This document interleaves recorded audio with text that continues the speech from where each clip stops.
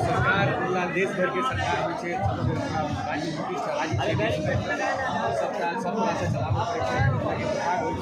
लेकिन हम आगे पहले कहलूँ जे अपन मिथिला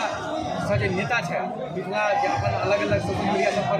मैप देखाई जाए मानचित्र मिथिला के रंगे मधुबनी नहीं है। मिथिला किशनगंजो है, सुपौलो है, भागलपुरो है, कटिहारो है। आई बहुत हमारा दुख हो जाइए जे हमारा सब कहिए जे भागलपुर मैथिली कहाँ बोली जाती है, तो अंगिका है अंगिका की मैथिली से आई भारत में चाहे 50 राष्ट्रभाषा हिंदी 50 किलोमीटर आप दूर चले जाओ हरियाणा देश राजस्थान बोली यानी हल्का टोन यहाँ के चेंज नजर आए तो हिंदी से आ यहाँ चले जाओ पूर्णिया सीमांचल हो गए आ यहाँ चले जाओ भागलपुर तो अंगिका भग गई सब मात्र नेता की कमी के कारण है। उनका नेता के उदासीनता है। हम चिल्ला चिल्ला के एक बार बाईस नेता तमाशा देख रहा है। आज़ादी के बाद बिहार के मिथिला के हालत क्या भेले बिहार तो ठीक है चल रहा है मिथिला के हालत ओना क्या भेले बहुत हल्ला भेले तो एम्स भेले एयरपोर्ट भेले